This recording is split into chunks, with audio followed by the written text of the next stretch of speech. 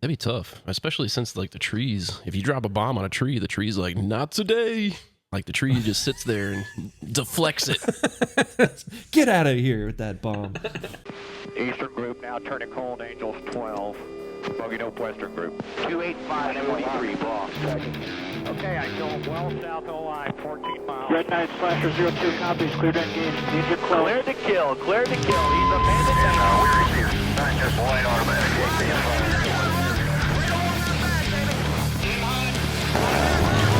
50, let's come hard left. Roger, just hit him. Keep hammering. That's them right there.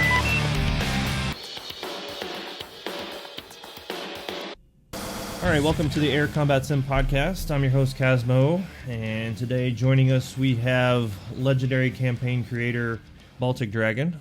Wouldn't overestimate what is legendary, but good to be back, guys, and happy to see, the new... let me start again. Hey, guys! Yeah, we can edit that out. Keep that one. See you, Baltic. Yeah, good to see you too, guys. And A-list streamer and Z-list personality Tricker's here. What's going on, buddy? What's up, guys? It's good to see everybody. And guy that plays DCS occasionally, Rob is here as well. Yeah, I'm the occasional DCS guy, Rob. Hi, guys. Good to see you. He's the best, Rob. I'm one of the best. He's our Rob, man on the right? street.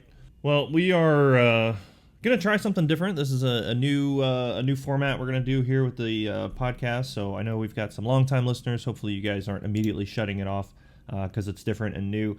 And then hopefully, if you're new to the channel or new to the show, you'll follow us on all the various places, and we can talk about that later.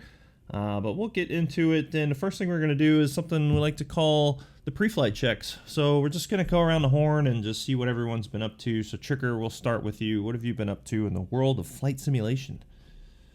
Well, in flight simulation, I've been doing some DCS, made a couple new YouTube videos, especially for the F-16. I'm working on one right now. And I've just been flying in real life quite a bit. And then caught COVID in August. So I was down with COVID in August. And haven't really been doing much besides flying and making some new videos. Is the F-16 like your main ride? Like, is that like your favorite?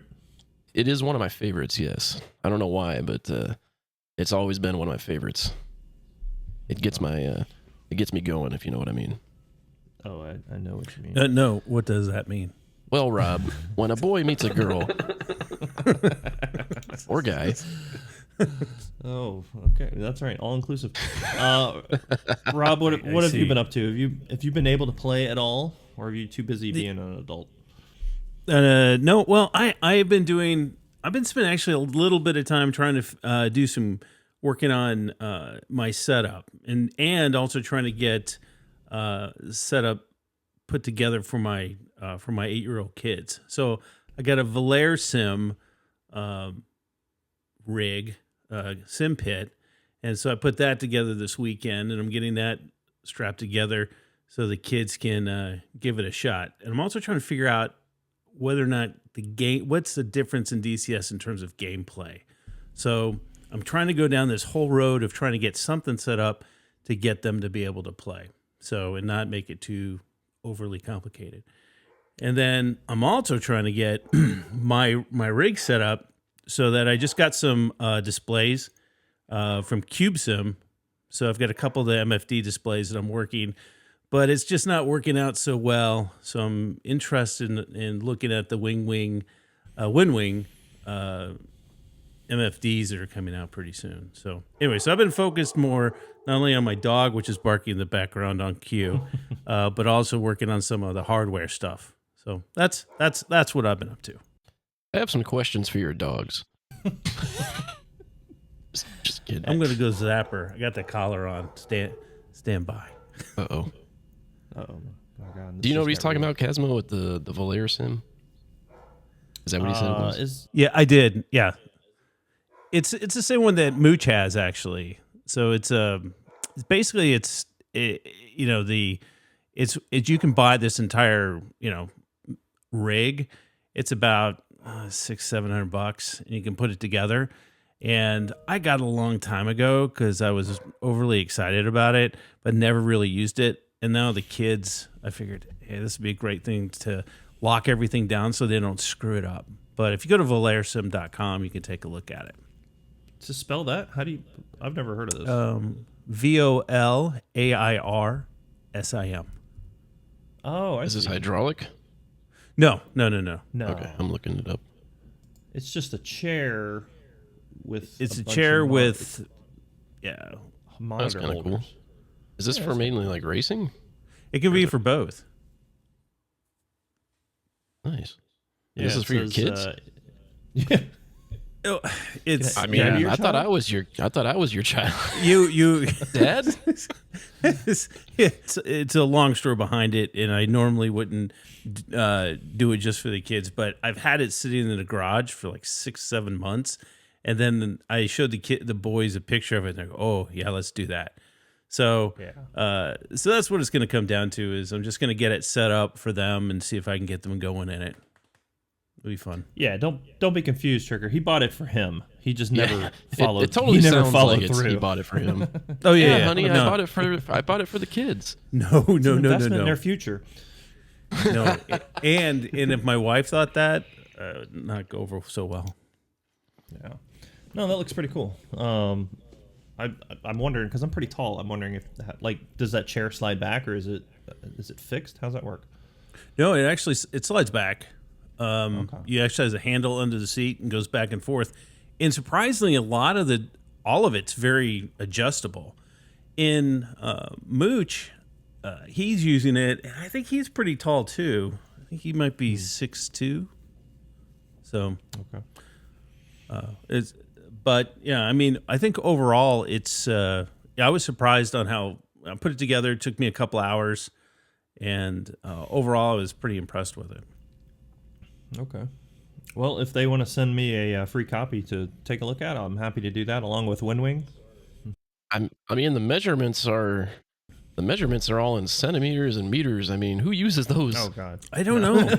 I was gonna see if you could sit in it, but it's all in centimeters. Yeah. I heard about those measures once.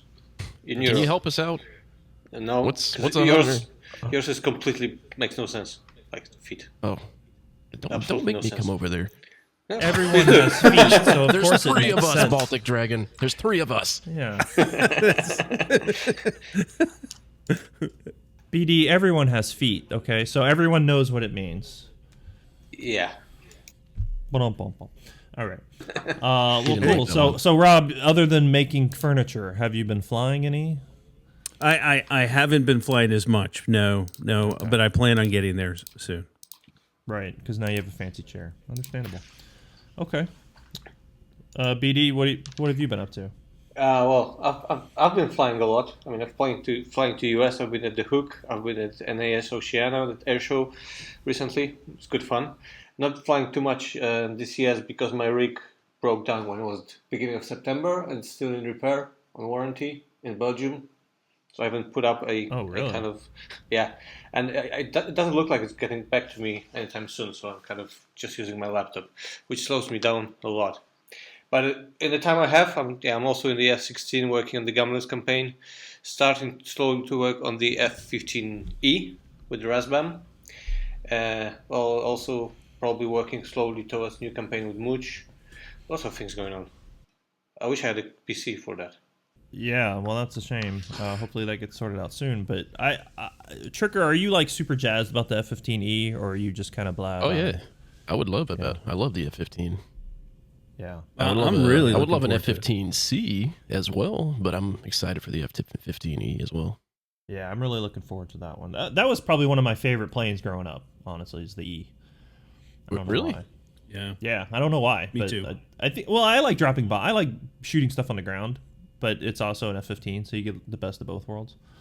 Yeah, I'm excited for it. When There've I been a was lot. when I was a kid, I was in Civil Air Patrol, and we would do this thing at MacDill Air Force Base every year. They had an air show, and they would have the Civil Air Patrol cadets come out there, and we would. I don't know what the hell we were doing. We thought we were guarding the planes, I don't know, but they would assign each of us to a plane, and I guess we would help like with crowd control. What am I, 13? But but one year I did this like 3 times. I did the F-111 one year. I can't remember the second one, but I know I did a F-15E, and it was funny. The pilots are sitting there and talking to the crowd and stuff, and I'd chat with them a little bit. They would humor me, but right on the tip of the F-15 there was a screw, like right on the end of the nose, and so like these F-16 pilots came by. I guess they were on break or whatever, and they walked by and they were like, "Hey, what's that screw do? Does it hold together?" And like all this banter started between the pilots, and they were making fun of each other's planes. I thought it was a neat experience as a kid, just to watch that. It was kind of funny. How tall you But were? anyway. How tall were you though when you were 13? Like 6'5"? Yeah, I was probably like 6 feet tall. Yeah, totally. That's a big plane though. I remember it being larger than life. The F-111 was cool too, but no funny stories from that one. Well, cool. Well, for me, what have I been up to? I have started getting into dogfighting because, Tricker, as you know, because I've flown with you, that is not my skill set by any stretch of the imagination. But I came back from a trip from work, and for some reason I just had it in my head. I was like, you know what? I want to do something different. I'm kind of tired of flying helicopters, so let me start getting into something. So I picked up the F-14. I'd had it already, but I'd never really touched it. But I decided, you know what, I'm going to learn this plane a little bit more than just cursory level. So I've been flying it and getting into dogfighting. I've actually been playing with Growling Sidewinder a little bit. He's been showing me some tricks and stuff. So that's what I've been up to, because I do want to. I know, Tricker, you and I a couple times have tried on stream to go do some like F5 stuff on the Cold War server, but I don't know what the hell I'm doing. I generally get shot down within 2 minutes. But I strive to be good enough to fly with you, and that's what I'm looking forward to. I'm looking forward to it as well. All right. Well, I think get together soon. Well, we need to. Yeah. Need to get Mooch in the back. Well, and maybe Rob. Yep. Yeah. Well, I talked to Mooch. I think I told you. I have had conversations with Mooch, so he's on board. I know he's been flying with you, so we can definitely get something going with that. But anyway, speaking of dogfighting and all that kind of stuff, Rob, you mentioned, Baltic Dragon mentioned Tailhook, and I know both of you guys went to that. Yep. I mean, tell us a little bit about that. I mean, what is Tailhook? Like, because the only thing, unfortunately, that I know about Tailhook is like the Tailhook scandal from like the 80s. So hopefully you guys didn't have that going on. But tell us about it. Yeah, I mean, obviously you wouldn't tell us if it was, but tell us a little bit about that. Oh, you read all about it in newspapers at some point. Yeah. In Baltic jump in here, but so the Tailhook convention is held once a year, and in Reno, and essentially it's a convention where naval aviators, or those are associated with naval aviation, get together. And since we've been part of BVR Productions, which is in Fighter Pilot Podcast, we've gone to this for a couple years now in a row. And it's been a lot of fun. It's been really educational. There are also a lot of military defense contractors there. So talk about getting to see some really interesting flight sims. I think they had the F-35 flight sim there. They've had some other ones. So it's been pretty cool. But basically got to hang out with the gang and get to go around the convention and see all the different displays, and we got to hang out with Mooch for a while. So it's really was a fantastic time for everybody to get together and be in the environment. And it's interesting because I was talking to Boat, who's an Air Force officer, and I say, does the Air Force have something like this? And he says, nope, nothing like that. So it was really interesting, and it's just really fun. And a lot of guys I knew from college that are there that I ran into and got to chat with. So it was a lot of fun. Yeah, it's great. You see there's probably a few hundred guys and girls in flight suits all around. And first, lots of interesting lectures, meetings. Also, as you said, there was all those simulators and other stuff you can do. Also, just hanging out with those people, talking to them. It turns out lots of young aviators, they do know DCS and they played it. So it was quite fun to hang out with them for 2 or 3 days. Not so fun to go from Europe to Reno and back in 3 days, but yeah, price you pay for living in a different place. That's an interesting point. I didn't think about that. So, in talking to all these different aviators there, you said some of them knew about DCS. Like, what were their thoughts? Like, what did they talk about, or at all? Were they familiar with you and your product, or what? Some of them were. Some of them flew Raven 1, for instance, and they liked it. Many of them flew it during or before the flight school because they said it helped them to get through. DCS is good. Basically, everyone said it's very, very good for that. So and then most of them didn't fly too much because they didn't have time once they really started the training. But most of them did know about the DCS. At least the young guys to know about the older generation. Well, I know while you guys were there, you ran into Mooch and you had a chance to talk with him. So we'll go ahead and segue into that little interview, little discussion that you guys had, and then we'll come back after that. So, hi guys, this is Baltic Dragon. I'm here with Goat and Mooch. Hello. Hey everybody. We're at the Tailhook 22, and just a short catch-up episode, let's call it that way. Mooch, so you've been to DCS now for some time, flying with Tricker. Love Tricker. He's been awesome as my flight instructor / wingman / pilot. But so you're flying almost every day now, right? Oh yeah, you got to, right? So I love it, and proficiency is a thing, you know. So if you want to hit the tanker first look, if you want to get aboard first look, you've got to fly a lot, and I'm gladly doing so. It's so realistic. It's even beyond what I thought it would be like. I love it. But so I think we've asked you that before in one of the episodes. But you're flying VR. Or you're flying on screen. No, track IR. Track IR. Because that's what RG made me do. Right, and I made him do it. That's right. He was like, you will do track IR. And it doesn't matter what you want or you think you want. Yeah. It is track IR for you. Take your track IR, meat, he said to me. But I love it, right? And everybody's like, as we know, there's a big VR versus track IR mafia. So for content creation, which is the logic we used, track IR is less irritating to watch. Smoother. The resolution is better currently. I have done VR with my friend Virus, Tomcat Rhea, who lives in the greater Annapolis area. The resolution wasn't awesome, but I get it, right? I mean, total immersion. I'm not opposed to doing VR in the future, but I really do like track IR. Yeah, it's good. I think it's pretty good. So you fly mostly multiplayer, like with someone else being No, I fly mostly just proficiency, quick mission, doing the CQ aboard one of the Supercarrier modules, right? So my proficiency hops start with a cat shot. I go up and hit the S3 tanker, get a couple thousand pounds, and then come back into the pattern and bang out a few traps. So that's what I do, I guess, mostly, but we've done, with Tricker, we have done some stuff on his server, which is multiplayer. I haven't done a full-up mission yet. I look forward to doing that. I have a Discord server, as you guys know, and I have some very avid DCS players who are Patreon patrons of mine, and they're pushing towards bigger and bigger things. And so, I barely dipped my toe in the water, and I'm excited to do missions and really do all of the stuff that makes DCS great.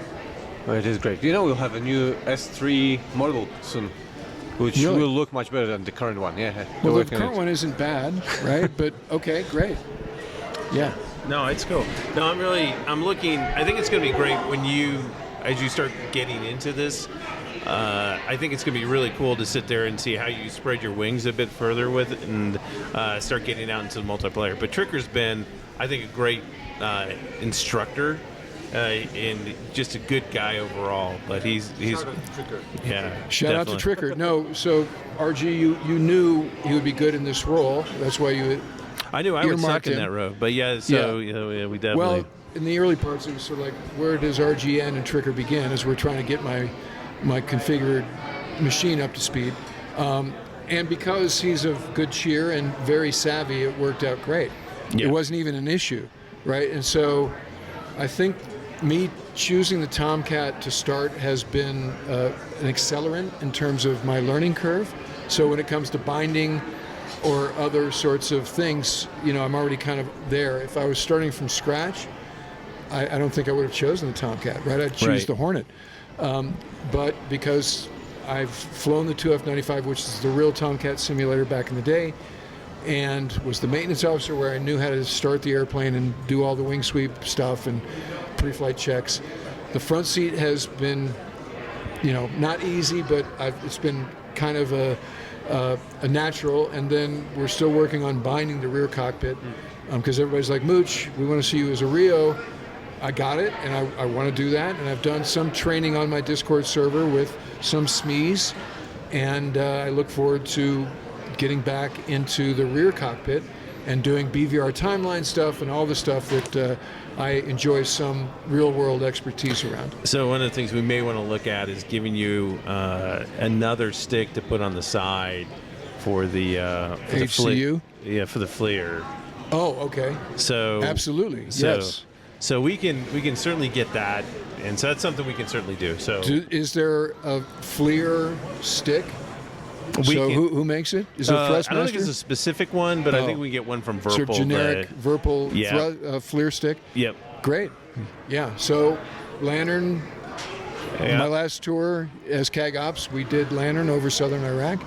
So very excited to start to get back into that display and symbology. Yeah, so we'll start trying to put that one together for you, get you the gear, and start moving in that direction. And then maybe as you can get Trick in the front seat, you in the back, get everything bound up, and go from there. That's what we're going to do, and we'll do that on my Twitch channel. And we've already picked who's on the wing, very proficient pilot in Rio. So that'll be a very cool sort of signature event. Yeah. Well, one of the things, did you get a chance? We didn't get a chance to do it. We had wanted to, but to take a look at the Lockheed, the F-35 sim. I did not. Was here. Oh, you mean here? Yeah. No. Yeah. I've flown it before. I flew it out at National Harbor during Sea Air Space. Yeah, it's amazing. It's great. Yeah, it's pretty cool. So, but we got some pictures. We'll go ahead and post them on Facebook, but we didn't get a chance to get in that. But yeah, it's pretty fantastic. So next, so after Tomcat, so which one will be next? F-18C. F-18C is next, for sure. Yeah. Helicopters? I mean, I've got some rotary wing time, so I would love to try the Apache module. So I'm not opposed to that. It's crawl, walk, run, right? Yeah. And so I want to get fully immersed in the F-14B, both cockpits, and grow to real-world Battle of Britain kind of stuff. And then we'll go F-18C, and then, I want to do some Warbirds stuff. Yeah. Right? There's some cool scenarios, and the more history episodes I do on the channel, the more intrigued I am with, the air war over Europe and that kind of thing. I'd love to fly the Spitfire. I'd love to fly the Messerschmitt. So yeah, I mean, this is the beauty of DCS, right? Exactly. There's just a whole world to dive into.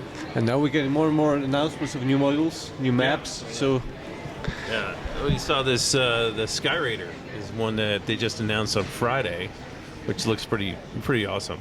Right. So I'm reading the book about, I'm getting his name wrong, but Dieter. He was a POW who was an A1 driver. So I'd very much like to, it's called Honor Bound is the name of the book, and fantastic book. But he's an A1 guy, and so I'm very interested in doing that as well. That's really cool. No, that's great. No, I think I'm sitting there been trying to think about the next. I've got the F-18 down pretty much pat. But there's also this need to stay proficient in it. So, like, if basically it's been a couple months since I've even looked at the F-14. And then I also want to, they've had a lot of changes on the F-16 module recently, which I've wanted to get into. So we've really been looking at Tricker coming in and trying to make some changes or putting together some content about the F-16, so I think that'll be pretty great. Yeah. So tell me about campaigns. We've just been talking to Mooch about the F-14 project. We'll probably start early next year about possible scenarios. So we're looking at the Flying Mantis. Yeah. So that as a starting point is very cool. A lot of different assets in that, and then grow it from there. So that's just to tease it out, and this is pretty far over the horizon. Yeah, that will happen, and so it looks like it's going to be a Strait of Hormuz Persian Gulf thing. So. Semi-historical scenarios. We'll start with Semi-historical. thing, yeah. That's a good way to put it. Yeah, exactly. Start with the praying mantis, and then we'll go from there, and let it. Like all good Baltic Dragon scenarios, they are scalable. They involve multiple assets. You got to show up with your act together.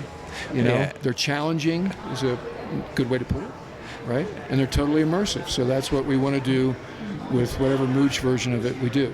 It's going to be amazing. And then when we get F-35, we'll do the Punk War 4, right? Yes. And that'll be a Far Eastern, second island chain, taking Taiwan kind of thing. Right? So, yeah, look forward to it. Cool. Okay, very good. Thank you very much, dude. Well, it's great to see you guys out here at Tailhook. It's always fun to be here, and specifically Baltic Dragon. Yeah. And we'll look forward to seeing you in D.C. next week. Yeah, always Awesome. a pleasure. Thanks, guys. All right, well, that's a cool experience. I mean, do they always hold those out in Reno, that Tailhook thing? They do. They used to be in Vegas, but I think to your point, after the event back late in the 90s, they moved it out to Reno. So weird. Well, it's actually near Fallon Naval Air Station, Fallon. So, yeah, that actually makes more sense. I was wondering about that. Yeah. It's interesting. I think Mooch was saying that depending on whether or not they have an air wing they're training, they may have more people actually at Tailhook. But, it's just really cool. I mean, I think compared in contrast to, historically where it's been, as BD just said, I mean, if you go there, it's just, it's all guys and gals in flight suits walking around. So it's just really cool. Really cool to see. Some of them have those funny, like, party flight suits in weird colors, like black or bright orange. With different funny patches on them. So yeah, it looks amazing. Sounds like a lack of standards and discipline to me, but that's fine. I'll let the Navy guys do what they want to do. No, that's cool. I'm honestly, when I first came into the Army for aviation, we kind of did a lot of the same thing. It had patches and stuff. And then, the Army just hates people not looking like everyone else in the Army, and they hated pilots for it. So they started to really put a kibosh on us doing stuff like that. But I think it's starting to come back in the culture where guys are wearing patches and stuff on their uniforms. So to me, that's a huge part of military aviation. So I'm glad to see that other places embrace it versus try to squash it like unfortunately we did in the Army. But good for them. Well, cool. Let's transition. I know it's been a while since some of these announcements came out, but there has been a ton of recent announcements from Eagle Dynamics regarding DCS releases. There's maps, there's planes. Hell, I've lost track at this point of how many planes have been released or announced for release by different third parties, and there's a couple maps. What are you guys most excited about? What are you looking at? I'm really looking forward to the F-15E whenever it gets there. BD, you said you're doing some beta testing on that? Yeah, not beta testing. I'm starting to work on the training mostly training. I mean, some of it is already ready for it, and it's going to be a very fun plane to fly. Yeah, I'm really looking forward to that. It'll be fun. I don't even. Yeah, you're gonna have to remind me. There's so much crap coming out.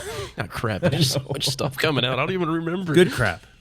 Yeah, that's what I was saying. There's so many. Like the F4, from Heatblur, the A6, Tornado. The Tornado. Tornado. Sorry. Yeah, Koal map. I figured you were gonna say Tornado. I said Tornado. Of all people. Of all people, I thought they all say Tornado over there. Well, I think the problem too, Tricker, at least for me, is some of these planes I've never heard of. I'm just going to be honest. I know that's going to hurt some people's feelings, and that's okay. But I'm kind of looking through the list here. So let's see, what were the announcements? All right, so first announcement that I'm seeing, DCS Kola Peninsula map. which is a northern That's where they tip make of Europe. Coca-Cola. That's where they make Coca-Cola products. That's yeah, a lot of true. people don't know that, but that's true. The polar that's bear where they is get from there. That's where they get the polar bear from. the They freshest produce cola comes from batteries. No, the cola bacteries. The bacteria over there, the cola one. Yeah. And that's what they put in the Coca-Cola that makes it so delicious. Exactly. Thanks for agreeing with me, Rob. That's what makes it spicy. And then we've got the what is this? The DCS Kfir, KFIR. Yeah, it's Israeli thing. It's a nice one. Okay. As well. Okay. Is that like I'm looking at it. That's a Cold War era plane, I'm sure. Yeah, I think so. Yeah. Pre glass cockpit is what I'm guessing. Yeah, I know next to nothing about that plane. Let's see what else we got. We've got the Sinai map. That'll be a good map. I'm looking forward to that one. I'm torn on maps. I don't know how excited I get about maps anymore. Because I feel like we're getting, I feel like we're getting maps for places that I don't know that I want a map for, but at the same time, whatever, something new is fine. I know everybody's screaming about a Vietnam map. When are we getting a Vietnam map? I guess all I can say is I don't know that the performance would be able to keep up with a Vietnam map. What do you think? That'd be tough, especially since like the trees. If you drop a bomb on a tree, the tree's like, not today. Like the tree just sits there and deflects it. Get out of here with that bomb. Yeah, it's like, get out of here, napalm. You don't belong here. That's a really good point. I didn't even think about that. You could seriously put troops under a tree, and if you drop a bomb on that tree, the tree's gonna be like, whoop-ah! Get out of here. just swat it away like volleyball. Yeah. Well, I'm sure Baltic Dragon can attest to that with his campaign stuff. Oh, I mean, I think it will look like a little bit like Mariana's map, but with much more land and trees. And Mariana's so far is not very friendly when it comes to CPU and all the other stuff. So yeah, it might be tough. Yeah, so I say that because I always see it every time somebody announces a map. It's where's Vietnam map? It's like, well, where's your performance at? Because if you fly Marianas, especially if you do something down low, I generally have problems, and I have a decent system, so I can imagine a Vietnam map is really just gonna be a slideshow of Vietnam. But at any rate, we've got the Sinai map coming here, and then they are working on the DCS World War II Marianas, which I guess they just kind of update things and make it look old. And then we've got the BD. Aren't you? Haven't you been specially selected from the good folks at ED to do something special in Cola?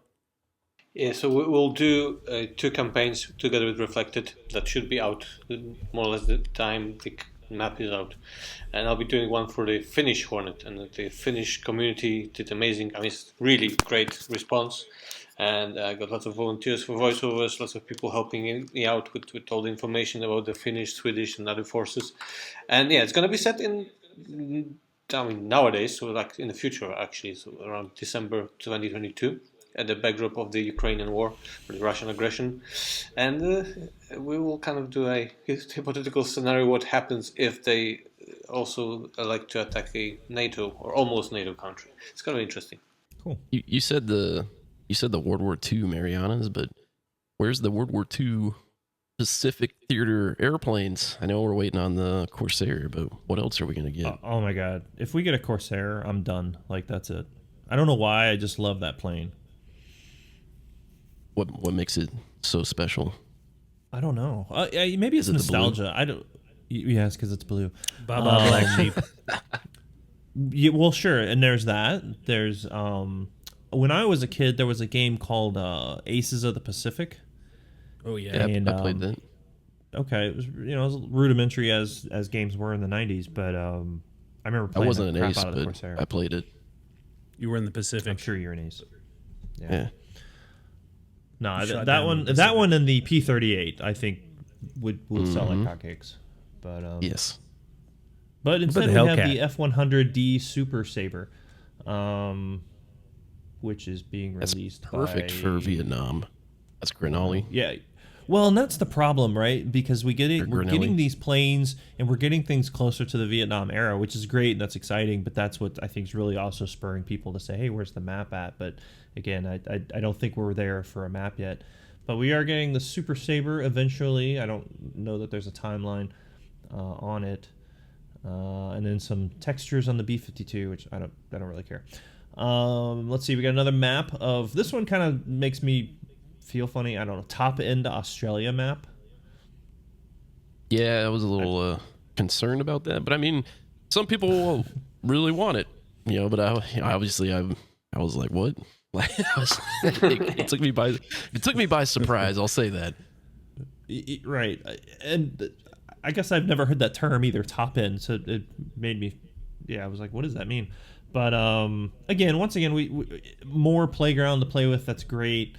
My first question was why, because this is coming from a third party, Check 6 Simulations, and then somebody said, well, they probably already had it because they're probably working on some DCS project, so they have this map data, which makes sense. At the end of the day, I'm not going to crap on us getting maps or anything, as long as they work well, right? And I think the problem I have a lot of times with maps is I try to think of why I'm fighting there, and if I can't come up with a good reason, then I kind of discount the map, and that's just my own personal bias. It's nothing wrong with it. You can do whatever you want with it, but that's what I struggle with. It's like, well, what am I going to do with this place?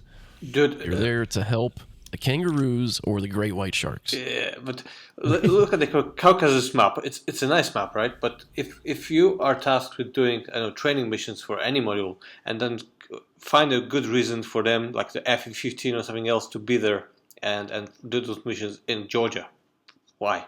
So coming up with different ideas for campaigns in Caucasus, it's No, absolutely. I mean, that's a struggle. That's why we have you. Yeah, exactly. It sounds like your problem, not mine. Yeah. True. But no, you're 100% correct. I mean, that is something that it all depends on how far deep down the rabbit hole of the theater of the mind are you going to go, which I probably go overboard when I think about these things. But let's see what else. Okay, we've got the C-130, which I'm excited about, but at the same time I'm completely blah about. I don't know. What are your guys' thoughts on the C-130 and DCS? I think it brings an interesting perspective into DCS for the logistics. I mean, there's already a C-130 mod, and those people are doing the C-130 for DCS, so it's obviously going to be a full fidelity module now. So I think it'll bring logistics. It'll be it'll be kind of cool. I mean, I could be I'll be flying the C-130, and then you guys can be like a cap team or something, escort me around. Yeah. But it'd get kind of boring. So obviously, I want to be on the cap team, not the C-130 team. I'm excited for those folks that want the C-130, but there you go. That's it. Yeah, I want to be the loadmaster.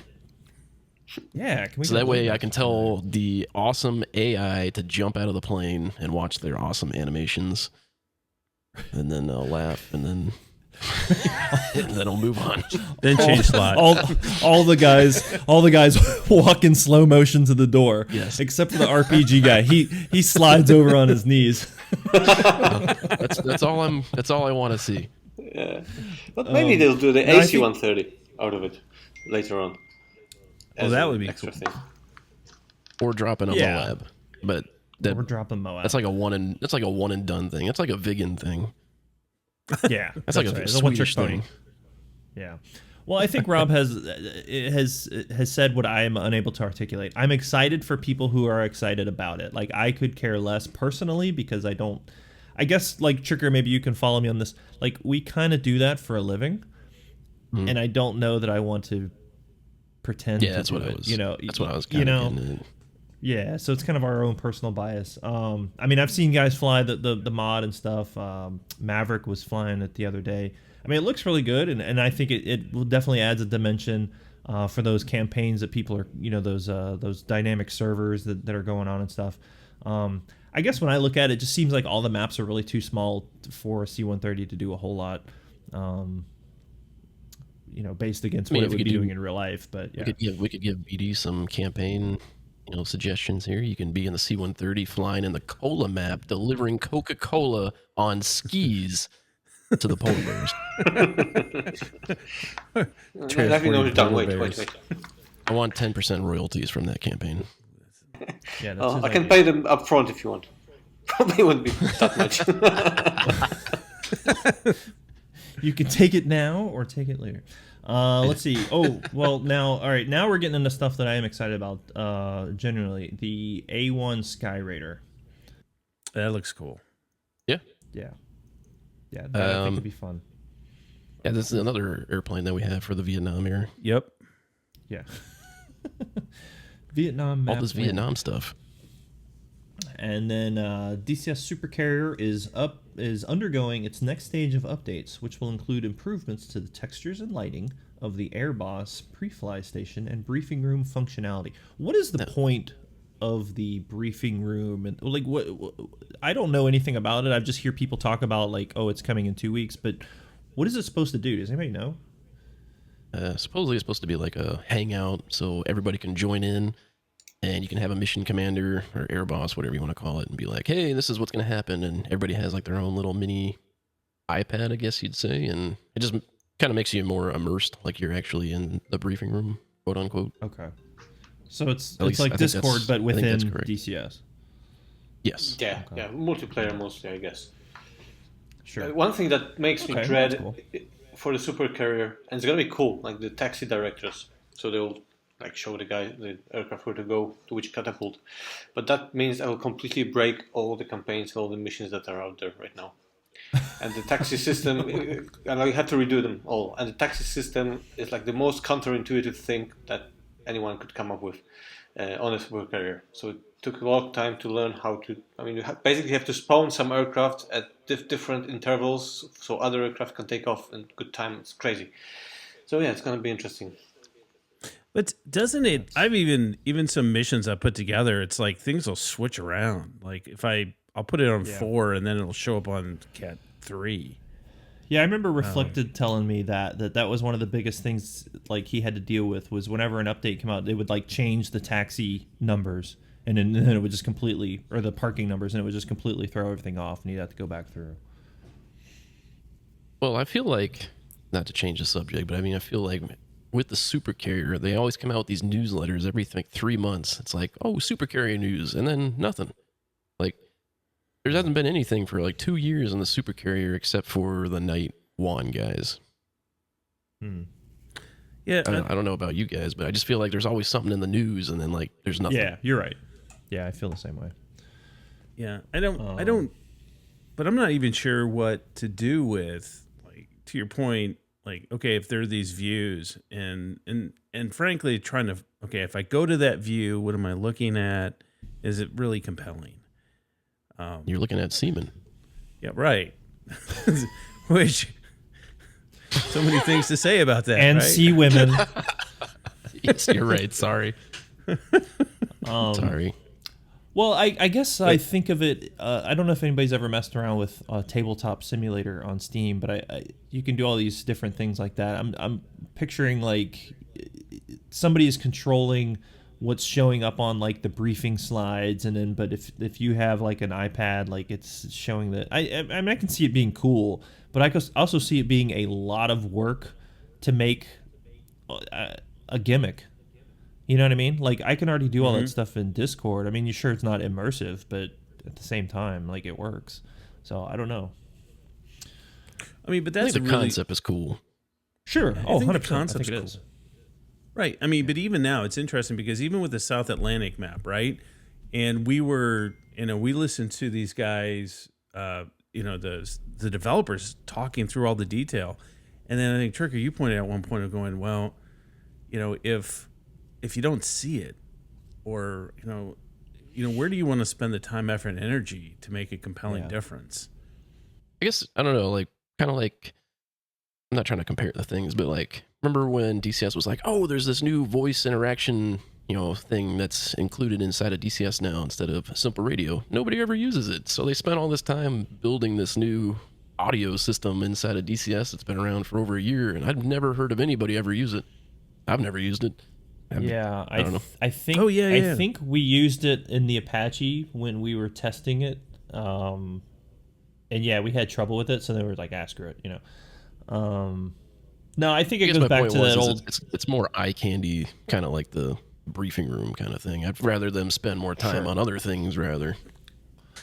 Right, and I think that's a fair comment because I see it a lot too. People, for instance, this is the one I always kind of joke about. We're releasing new textures done to the K50 engine. When is the last time anyone looked at the K50 engine? Like, I can't go back there and open it, so I don't know why that matters to me. And so I think people look at that and they say, well, and they have the same comment. They're like, well, why are you wasting time on that? Where is the what do you call it, the Vulcan, to make the performance better, and where's this and that and the other, and then the response is, yeah, but it's different people working on that. The people that are working on the Vulcan aren't the people that are modeling the engines on the K50. That's fair, I get that, but still, at the grand scheme of things, Trigger is 100% correct. Like, it doesn't matter. Like, what matters is the result. What matters is what people see. And right now, what people are looking for is an increase in performance. They're looking in certain things to be done. I don't know how many people, on average, care about the briefing room of the Supercarrier, because I think it is cool. Don't get me wrong. I do think it is cool, but, at the end of the day, I don't need it. I've lived this long without it. I don't know that I need it, but... No. I'm just wondering what will be the single player. I mean, whether it will add something to single player, because for the campaigns it will be great and it will be good to be able to use it, but I'm not sure what's the capabilities. It's for the introverts to discuss with the AI what they're going to be doing. All right, team. Yeah, wingman number 2, you're doing this today. I don't want to hear any lip from you. And then he'll do something completely different always. Because of the AI. Yeah. 2 ejecting. Yeah, that's right. All I want to hear out of you is RTB. Well, it's funny to me. It's surprising to me. I'll say this. It's surprising to me how many people don't play multiplayer. I know we're kind of changing gears, but, to your point of introverts, I mean, hell, I'm an introvert, but I can't imagine. I don't have fun playing flight simulators alone. Like, I like to play with other people, but I'm surprised at the number of people that play completely single player. But yeah, that's a good point, BD. Like, what does this add to that? Or, is there some sort of functionality you can use? I'm sure there's something, but I don't know. I'm interested to see it be done. Just if no other reason, we can stop hearing about it's being worked on. I remember like 2.5 years ago when we interviewed Wags for the Supercarrier initially, he told us that we would be able to drive it. And that was like my biggest thing is I want to drive this thing. I don't know if you play Battlefield 1942, but you drive the carriers and the destroyers and stuff. Really? I mean, yeah. But I mean, he told us that you could drive the Supercarrier, or they're gonna do that. I mean, I don't know how cool it would be to be sitting in there going, 25 knots. Is there like a big wheel? Turn it into the wind. I don't know. Just imagine them like full speed ahead, and they grab onto that old school handle thing that they gotta. I don't know what that thing's called. Yeah, exactly. And then, More steam. We have aircraft on the final. Turn right now. Yeah. Oh, can you imagine the griefers that would be doing that? Yeah, if that was a thing, like on a multiplayer server, and some dudes like doing donuts out there. Oh my God. That's interesting. I feel like we're crapping on ED right now, and I don't mean to. That's not what this was meant to be, but I think we're just having honest conversation about some thoughts. Yeah. I mean, at the end of the day, I still love playing it. I'm going to continue to play it. That's what I always like. I joke about people that declare like, "Oh, I'm not going to buy another product until this is fixed." Yes, you are. Just shut up. Yes, of course you are. You would, if you didn't feel this passionate about it, like you're already indicating to me that yes, you're going to buy it. You're just going to buy it and complain, but So yeah, we're just having fun. There's a couple more. The Tornado, which we did mention, or as we call it, the Tornado. That one I'm excited. There was an old 90s game, Tornado game as well, as I recall. I can't remember who made it, but I remember playing that. So I'd look forward to that one. I think that's going to be cool. Yeah, as long as there's a place to put your tea. Maybe we've got to put your tea did they have there. that? Do they have that, like a tea maker? I have no idea.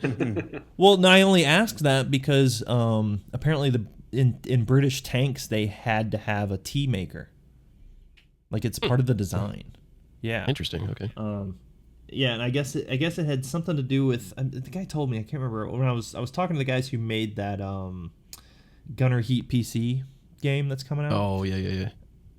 And they were telling me about it. Like every British tank had a tea kettle, like as part of its build.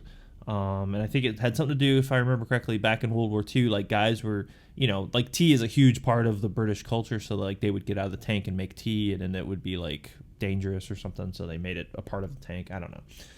Anyway. Interesting. Yeah, I had no idea. Yeah. You learn something new every day. So hopefully they also make tea in the Tornado. And then we have the, we talked about this before we went on, the MB339. I'm sorry. Well, that one is coming. And then there's the G91R, which I had never heard of until it was released, this information. Does anybody know anything about the G91R? I'm going to refer that to Baltic Dragon. Nope. That sounds like something Baltic would know. Yeah. Yeah. He said nope. He said no. I said no, I don't. We might need to phone a friend. Yeah, that's pass. Well, I guess it was used in Africa. It's true, and I think you need maybe some type of cream to get rid of it, or a shot. I don't know. Apply liberally. Okay. Well, cool. We know nothing about that plane. I'm sure that's going to piss off a lot of people who are right now uttering the word. But we're excited about it. We're excited for those people that are excited about it. That's the having new said mantra that, right there. I'm excited for you. Having said that, I think we'll need to get all those guys developing those aircraft on the show and learn more from them directly. Yeah, tell us a little bit about why they pick. Because that's my big question, I think, when it comes to these things. What is the motivation? Because some of these planes, like literally, I've never heard of, and that doesn't mean anything just because I've never heard of them. But like, what was the genesis of like, okay, why did you choose this plane out of all the others? Did you have some sort of affinity to it for some reason? Did you have some sort of experience? I am curious about that. What was the name of that plane again? Sorry. The G.91R. It looks kind of like a Sabre. Oh, okay, this thing. I had to look it up because I had no idea what we were referring to for a moment. Is it Italian?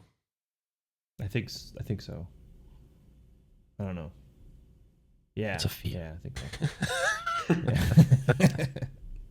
Yeah, I don't know anything about this aircraft. Yeah. Well, to go back to we were talking earlier about dogfighting. I mean, I think it's cool because some of these planes are kind of that old school, like you don't have to worry about locking somebody up at 50 miles and shooting a missile and all this crap. Like it's all this in close fighting stuff. So I am excited for that. I think that adds some cool. I was watching a Growling Sidewinder video last night, doing just the MiG-15 versus the F-86, which are planes me growing up had zero interest in whatsoever.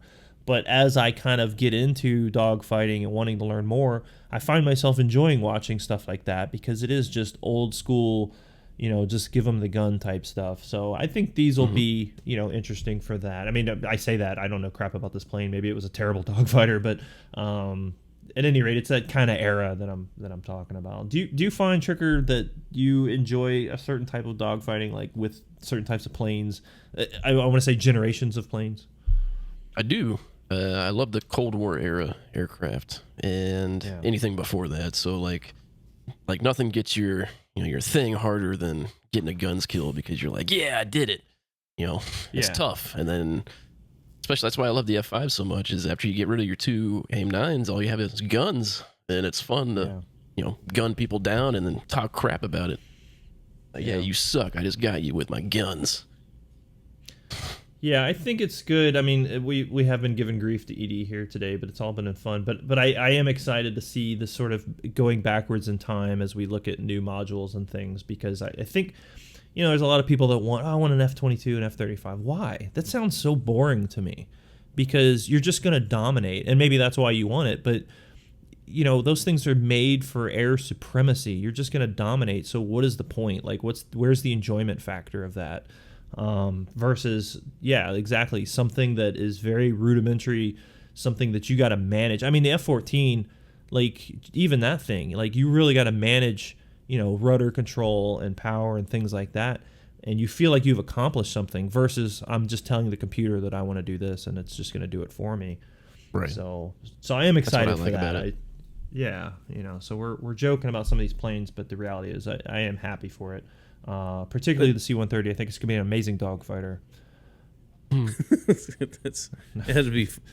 That's a good one. But let me say this though. I mean, I think a couple thoughts about, you mentioned that we've been giving ED some grief. I think two parts to it. Number one, I say when we give him grief, it's probably because we just don't understand. Like, why is this or why is that? And sometimes, as I've said a million times, with software development, you don't know how hard something is until you get into it, and then it's just harder. I mean, look, looking behind the curtain when I was working with them with the Apache, I mean, yes, 100%. There is so much complexity going on behind the scenes on that stuff, and I'm sure BD can attest to it with the campaigns and stuff like that. I do not throw shade lightly on any of this stuff because it is incredibly hard. And really, we're poking at ED. None of these things are coming from ED. Like everything we're picking on, all these are third-party developers. So we're just kind of picking on them, not really ED. But yeah, you're right, 100%. It is incredibly challenging. So good luck to them on getting this stuff. Yeah, well, and then the other thing we kind of we mentioned, but it's a good thing, is the velocity of development on these things is incredible. That's been popping up, which is really that's whether or not I came out want, of nowhere. Yeah, I mean whether or not I'm going to use the Australia or I want the Australia map, I think it's great that we're seeing the velocity and volume of this stuff that's coming out. It's fantastic. Yeah. So that's something that's really surprising, but really cool.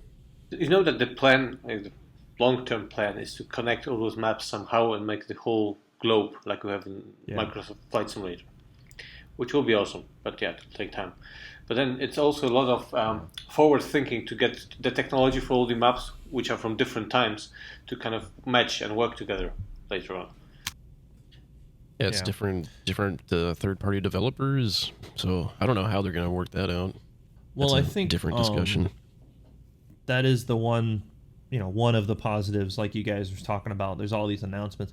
There's a lot of third party, and I don't keep up with this stuff, but there's a lot of third parties that I've never seen before. So it does tell me that there's a broader range of people that are getting into the development side of not just doing mods, but actually doing releasable, completed, quote unquote, products. So that is exciting news, and that's good stuff. And yeah, I know, talking to Wags, and I know Wags has been on here, I think, talking about it before as well. Like, that is their vision. Like, they do want this worldwide map. I'm terrified of that idea because I don't know what that looks like for my hard drive. But right. I'm sure there's some sort of workaround to that. But then you start looking at things like a C-130, and you're like, okay, now it's really viable because no kidding, I've got to fly from Germany to, Syria, or something like that.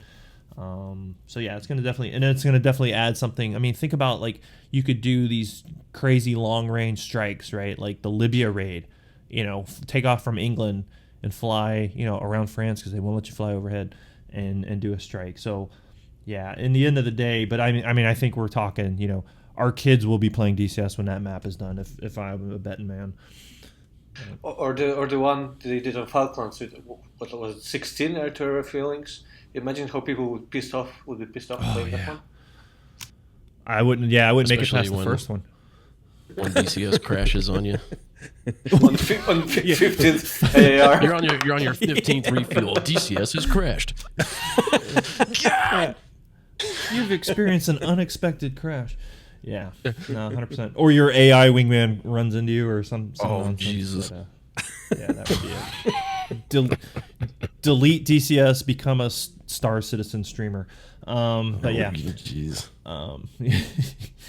But no, I think, end of the day, it is good news, all these releases. I guess the question, though, and it's a fundamental question of anyone who does follow DCS, is, okay, how long? Because that's the other question, right? It's like, hey, we're going to make this thing. And I don't understand this. I will kind of throw a little bit of shade, ED, because I don't understand this mentality. Because the reasoning is there. They say, okay, well, if so-and-so studio announces that they're going to create the Tornado, it locks them into making the Tornado. And I don't like that, because I can announce anything. I mean, I can say, okay, well, cool. I'm going to make the, whatever, the F-22. And now no one can make the F-22 because I've already announced it. Like, how about whoever comes with the best product? That's the one we release officially. I don't think it works like that. I mean, I think it's all been in the background, all the deals, everything else. It's all been in development. Well, sure, for a long there's time. a conversation in the back room, under the table dealings. Yeah, well, I'm not. Let me refine what I'm saying. I'm not saying if I just tweet right now that I'm doing it that I'm locked in. I get that there's contracts and stuff going on, but my point is this: still, how long have we waited for certain modules that have been announced years and years and years ago? And I just tweeted for you. Oh, thank you. Good. What am I making? No, I get it. I totally get what you're saying, though. You get what I'm saying? Like, because time is one of those things that people always harp on with some of this stuff. It's like, hey, we've been waiting, 5 years for the MiG-23 or whatever. It's like, could someone else maybe have made it in that time? Maybe someone else was like, hey, I'm going to barrel down and make this one mod or this one module, but they can't because it's already been contracted. A perfect example is the Kiowa right now. Like, what happened? Or where is it? We haven't heard anything. Yeah, it's in progress. But yeah, 100%. Like, it just takes time, right? But how much time? And so I think when these announcements, I just kind of get announcement fatigue, personally, because I know that none of this stuff is close. I'm sure all of these are years away. Well, I take that back. C-130's not. But anyway. All right, the last thing I wanted to talk about, and we kind of talked about it briefly already, is hardware. I know, Rob, you and I have talked about this offline, that we want to make that more of a focus, because there are a ton of different hardware producing entities out there, making things like chairs, making things like controllers and the MPDs and MFDs and all that good stuff. So I did take a little bit of time and talk to the guys over at Total Controls. They just released MPDs for the Apache module, and we'll hear what they have to say about that. APR 39 operational. My name is Jonas. Some of you might know me from my call sign Jack Flash, and that is from the Stones song, not the Whoopi Goldberg movie. I am the CEO and creator of Total Controls, and we create right now quite a narrow range of hardware for flight simulators, mainly DCS. Is it like a one-man company, or is it you got a couple guys? It's basically me and my brother. He does all the paperwork and I do all the practical work, with a little help from my wife, actually. Okay, all right. So it's a pretty small company right now. How long have you guys been creating hardware? We released our first project last summer, but the company was founded about 1.5 years ago, so it's pretty new right now. Is this something that you guys have a background in with other things, or is it just a hobby that you've turned into a business, or how does that work? Pretty much. This is not my main work. It's not what I do for a living. It's right now. It's more of a hobby that I hope to turn into something bigger. I myself, I'm just an avid flight simulator fan, and it actually started with me developing my own bottom box, just because I needed it, because I flew such crappy formations when I had to let go of the stick just to input coordinates and stuff in the Hornet.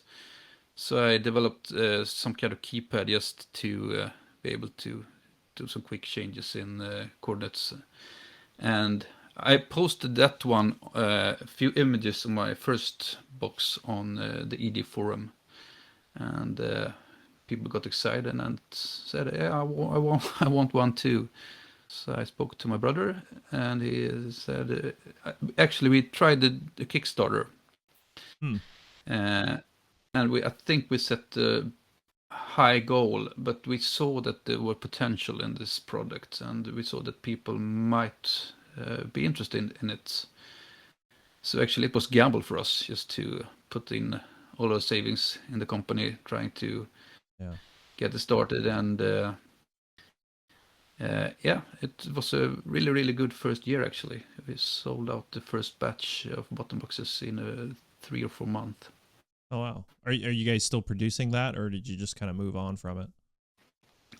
No, we are. I think that is the backbone of the company right now. The multifunction button box.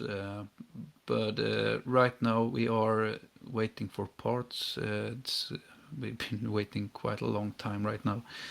We have everything but the electronics that we wait for. So yeah, it's I have a backlog, back orders that needs to be fulfilled as soon as they get to the warehouse. Right. So how do you construct these? So obviously you need some sort of Arduino card and wiring, but what about the structure itself? Is it like 3D printed, or how do you guys create it?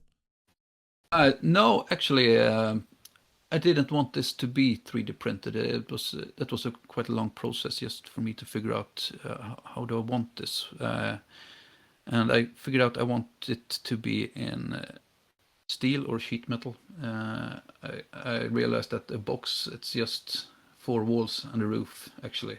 Right. And you can pretty much do that from sheet metals, and that gives it a pretty solid impression when you hold it first time. It's heavy and it's sturdy, and you can knock someone out with it if you want to. I wanted it to be the same footprint as the Warthog, because I designed it to set next to the Warthog throttle, right. just to be right by it. So and I had mounting plates, so that's the way I designed it first.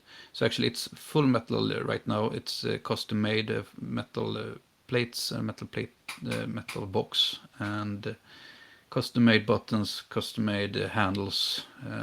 Pretty much everything is made to fit this box. And do you design that stuff yourself, or do you have, like, does your brother do that? Like who's the brainchild behind the actual physical design? That's me. I did yes, 3D design. I am a graphical designer. Oh, okay. That's what I do for a living mostly. I do mostly 2D designs, but I had to think about the third dimension. That was mind-boggling for me at first, but yeah. But I designed it the way I wanted, and then I got some help from some guys I know. A guy called Lars, who is amazing at doing the PCB design and the CAD routings that needed to be done. And I had another pal who wrote the software code. He's actually an engineer working. He used to work at the Gripen simulator as well, so he knows what he's doing, and he loves airplanes as well. Yeah, I think building a button box just in and of itself is kind of fun. I'd never really messed with electronics, but I found myself in the same spot as you, where I was playing World War II type stuff like IL-2 and even in DCS, and just found that I needed something to handle all the sort of unique World War II things, like messing with radiator, and things like that, and different cowl flaps and stuff. And so I created a little button box that I still use to this day, very basic, but that's interesting, that kind of the origin story of how you came up with this stuff. So you've got the button box, and then you guys have just created these MPDs for the Apache, right? Yeah, actually I love flying helicopters, and I was not that into the Apache, but I realized that this is going to be pretty huge when it's released. The community will want one of these, and anyone who's trying to build a cockpit, most of us have used the Thrustmaster Viper MFDs, and I realized that we're gonna lack quite a lot of buttons. Right. And the size, I think you're familiar with the Apache, and the size of the screens are quite a lot larger than in the Viper. Oh yeah. So we saw a market potential, and decided to go for it. Is the design premise still the same? Is it's metal and all that stuff, or do you go a different direction? No, actually, this was the first ever casting plastic casting that we have done. That was basically we discussed how we wanted to go through with this, and we decided that we're going to have to spend quite a lot of money on the mold for the plastic casting, and both for the frames and the frames themselves and for the buttons, because I did not find any suitable rotary buttons, so we designed them as well, and produced molds, and it was that was quite costly, but hopefully the first batch won't pay off, but hopefully if we produce more, it will pay off in the end. Right, over time. Well, I think, and I don't know the recent numbers, but I know talking to Eagle Dynamics just in the past that the Apache, just the pre-sales alone, I think they exceeded any other pre-sales. So, like the Apache or not, I agree with you that it's probably a marketable choice. As far as over time, it's going to continue to sell. So that I think you've probably chosen the right path. So I know you referenced like the Cougar MFDs, which I'm actually looking at right now because I do have a set of those. How did you tackle the center part with your MPDs? What did you do there with like where the screen would be? Actually, we do not have quite as fancy solution as the Trustmaster has with the slot. You slide in a paper. We have our own paper backgrounds that we deliver. They are replicas from the Apache. Actually, they are replicas from the Apache NATOPS. Yeah, you can use those. I myself fly in VR, so I do not need a screen in them. But of course, you can use screens in these if you want to. We are right now actually looking into sourcing screens ourselves if someone would like them. But right now it's just it's a hole. Right. So I think that opened up quite a lot of possibilities for people flying in VR, right, building their own or having a Helios solution with a big screen or something like that. Okay. And these are they to scale, like true scale to the Apache, or are they kind of sized down for cost? No, they should be scale 1-to-1. Okay. It's a real scale, and I think we started delivering these 2 days ago, and I think people that get them will be amazed about the size of these, because they are huge actually. Yeah, the real thing is pretty big, so yeah, that's going to take up a lot of real estate on your desk. What how many are you making? Like, what's a batch number? Batch number right now it's 300 frames, but then we deliver them in pairs, so we have 150 orders to deliver in the next coming weeks here. Okay, so you've sold out of that first batch? I cannot give you an exact number, but I think that if you are interested, I advise you to place an order pretty soon, because they will be gone in just a few days, I think. Oh wow, okay. So by the time this airs, they'll probably already be gone. And then you're definitely though going to look at doing another batch. How long? What's the turnaround time for deciding we want to start a batch? Like how long does it take to create? Yeah, I think this is one thing that is really hard for me to say. I am aware of the 2 weeks notice that ED gives, and I've been saying that as well. But yeah, I've learned that everything takes much more time than you think it will do. Right. I've been promising next week or in 2 weeks, and it will take more than 2 weeks. So let's say that if I place 300 frames delivered by train from China to Sweden. I think that took about 2 months, just delivery time. So if I place an order right now, I think I can have it in mid-December, I think, everything. Okay. And I assume you would have the same issue with electronics, though, right? I mean, you were talking about with the button box, having to wait for electronics, that same problem here?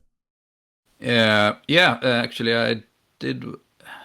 I did buy quite a lot of processors just to be sure when they were in stock. They are out of stock and have been for last 3 or 4 months now. So I have some on the shelves, but I think just the producing of the electronics will be faster next time, because now we have a company that we know and they know us, so it will be faster, that part. Okay. What, you got any future plans as far as other types of components you guys want to create? I have tons of plans. We just wished I had time and money. It would be awesome to make a complete T-deck unit. That would be. But I think also the Holy Grail. We are looking into pedals, rudder pedals as well. But the Holy Grail would be a reasonably priced force feedback joystick base. Yeah. But right now that's just a dream. But if I can dream freely, that's what I want to do. But I think that is what everybody would like in the cockpit, a really good force feedback base that gives you the feel, and just to be able to use the trim as in a real helicopter, that would be awesome. I appreciate you taking the time and telling us a little bit about the product and the company. And yeah, for those who do catch this, hopefully he's already sold out by the time you hear it, quite honestly. But you're excited and want to get one on the next batch, and maybe it'll be a Christmas present. We'll see. Yeah, maybe. So check out totalcontrols.eu and sign up for the newsletter to get everything, the latest regarding stocks and sales and everything we offer. So Trigger, what do you use hardware wise? Like, what is your setup? Do you use any MFDs and all that stuff, like those Cougar MFDs? So I did have some Cougar MFDs, but I have 2 monitors, like a 34-inch and a 27-inch, and then just trying to set up the Lua file for the 2 Cougar. So I had the Cougar MFDs, but then I also had like these LCD screens behind them, and it took, really? Oh, it took days for like me and this other guy to set it up correctly. And it was just a huge pain in the butt. How did you meet this other guy? On Craigslist? How did you meet him? On men looking for men. No, he contacted me on Discord. He used to watch my stream all the time. I see. And like I really enjoyed using them when it worked, but then it would just break, and then like I'd have to go in and edit it, the Lua file, like every time. So you have to like launch DCS, quit DCS, launch DCS, quit DCS, to keep trying to fix the positioning of the screens. Yeah, that's the pain in the ass I have, because I have, like I said, I have some screens from the CubeSim guys, and and it's a pain in the ass, because when I start, if I have to reboot, all of a sudden the displays end up in different places, and it's really a pain in the ass. So that's one of the things I'm looking forward to with the WindWing setup, is that, and we'll see how it plays out, but apparently their software is supposed to make it work. So we'll see if that comes to pass. That would be really good, because that was my biggest complaint, was just constantly like setting it up, and I was just like, this is enough. And I ended up just unplugging it, because I was just tired of having to reset it up. And but I just use the Warthog HOTAS system, and I love it. Okay. If that's what we were talking about for hardware. Yeah, just kind of talking in general. But yeah, I have those Cougar MFDs. I don't have any screens for them, but I use them. But I don't find that I use them as much as I thought I might, kind of going into it. I really just use them as random buttons, but not so much as the actual MPD or MFDs. But the biggest thing I used on them was the brightness controls and contrast controls, when trying to adjust the FLIR, because I could just look at my screen and then just, put my hand on the button itself and, do it that way. Yeah. I think for me, when it's working, I will, I look down and I look at the screens, and it makes it a lot easier than, because if I have the MFD with no screen behind it and I have to try to coordinate back and forth between my primary screen and the MFD, that's a pain in the ass. But if I have the screen behind the MFD, behind the Cougar, that works, and it actually makes it easier. But but again, it's all predicated on it working. Yeah, right. No, it's super cool if you get it working, and that's your setup. I mean, I'm jealous, but like as a content creator, it was kind of just a pain in the ass just trying to get it all set up and working correctly, and then also trying to like use OBS to film, because it's technically you have 4 monitors, because you have the 2 main monitors and then you got the 2 LCD screens, so you have 4 monitors, and you have to go like into Windows settings to adjust your monitor. Like I said, it was just more of a pain than anything. It was really cool looking, though. I'll say that. It's cool looking when you get it working. Yeah, and I think that, Wag said a few months back, he said, we're really in the golden age of peripherals. And it's so true. I mean, so whether you look at, with WinWing coming out with the UFCs and CubeSim, they have their own version of it. And then what Virpil's doing, VKB, all of it. It's, so we're no longer just you're really just constrained by your budget. And because, your sim pits and the things that you want to put together, it's, there's a lot out there, and it's pretty cool. Yeah, and I think the patent or copyright or whatever it is on the force feedback type equipment is going away. So I think that's going to open up some venues as well. At least that's what I understand. Oh, nice. Yeah. Have you guys seen? I think there's been a new. I think Virpil came out with a new some kind of base that's supposed to be better for helicopter flying. Yeah, I saw something about it. I haven't looked too much into it. I know a guy who is not in the business, but he's looking to get into the business. He created a collective that he sent me a prototype, and I've been using, and I think it's great. But he's kind of shifted gears, and he's working on a collective base that has force feedback as well. So yeah, I think there's some interesting options, and I think for helicopters that's going to be huge. So when that stuff comes out, it's going to sell like hotcakes for helicopter guys. Yeah, that's pretty cool. Now, one thing, so I've got a lot of the WinWing stuff. So I've got the F-18 throttle, and I have the F-16 throttle. And and I saw this. There's this video on YouTube. It was on Facebook. It was really cool where this one guy had put together so he could slide back and forth between those 2 throttles. So if he wants to do the F-16, he basically just rolls it, back, and then if he wants to use the F-18, he rolls it forward. So he's created this setup. So it's pretty fantastic. Interesting. I mean, people have some wild setups, and I would like to do a show. I think you and I talked about it, Rob, is like get a few people who have like crazy, wild cockpit setups in their home, and talk through like what they have, and maybe get some pictures and stuff and post it up.